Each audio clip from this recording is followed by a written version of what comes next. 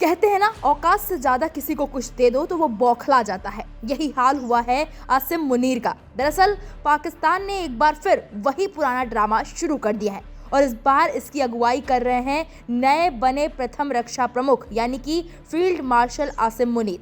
CDF बनते ही मुनीर ने भारत के खिलाफ जहर उगला और वही घिसा पिटा चेतावनी वाला बयान दोहराया। लेकिन पाकिस्तान की हालत देखकर ये चेतावनी ज्यादा और बौखलाहट कम नहीं लगती। चलिए बताते हैं कि आखिर पाकिस्तान में क्या चल रहा है और आसिम मुनीर को अचानक भारत की याद क्यों आ गई।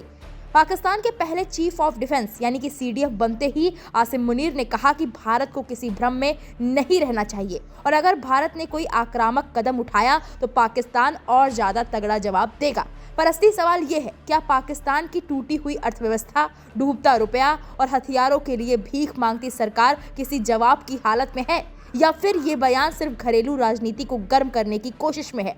मुनीर ने नवगठित डिफेंस फोर्स हेडक्वार्टर को ऐतिहासिक बताया और कहा कि अब तीनों सेनाएं आर्मी, एयरफोर्स और नेवी एकीकृत होकर काम करेंगी। उन्होंने कहा कि युद्ध अब साइबर स्पेस, एआई और क्वांटम कंप्यूटिंग के दौर पर पहुंच चुका है। लेकिन हकीकत यह है कि पाकिस्तान की सेना अभी तक अपनी पारंपरिक जंगी गाड़ियों को भी ठीक से मेंटेन नहीं कर पा रही। ईंधन की कमी, पुराना उपकरण और लगातार बजट कटौती, यही पाकिस्तान की असली सैन्य स्थिति है। मुनीर ने ऑपरेशन सिंदूर का जिक्र भी किया, वही ऑपरेशन सिंदूर जिसमें भारत ने पाकिस्तान के सुरक्षा प्रतिष्ठान को भारी नुकसान पहुंचाया था और उसी हार के बाद मुनीर को फील्ड मार्शल के पद पर प्रमोट किया गया। यानी हार के बाद प्रमोशन और फिर धमकी, ये मामला पाकिस्तान में आम बात है, जहां सफलता के नहीं बल्कि भारत विरोध के स्कोर पर प्रमोशन मिलते हैं। पाकिस्तान के नेताओं और जनरलों का भारत के खिलाफ ऐसे बयान देना कोई नई बात नहीं है। हर बार जब पाकिस्तान में महंगाई आसमान छूती है, आईएमएफ का लोन अटक जाता है, आर्मी और सरकार में टकराव बढ़ता है, जनता सड़कों पर उतरती है, तो पाकिस्तान की सेना तुरंत भारत का नाम उछाल देती है, जिससे असली मुद्दों से ध्यान हट जाए। लेकिन सच्चाई ये है, पाकिस्तान इस वक्त अपनी ही आंतरिक लड़ाइयों से जूझ रहा है।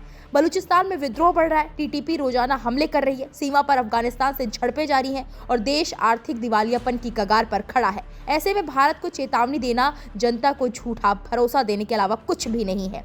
सीडीएफ पद का सृजन भी किसी मजबूती की वजह से नहीं बल्कि सेना के अंदर बढ़ते गुटबाजी को कागज पर एकजुट दिखाने के लिए किया गया है। पाकिस्तान के राष्ट्रपति जरदारी ने सेना, वायुसेना और नौसेना संशोधन विधेयक 2025 को मंजूरी देकर ये पद बनाया। लेकिन इस कदम को कई विशेषज्ञ पाकिस्तान में सेना को और भी ज्यादा ताकत देने वाला बताते हैं, यानी कि लोकतंत्र और पीछे और सेना और आगे। तो ये था पाकिस्तान का वही पुराना भारत को गीदड़ भभकी देने वाला खेल।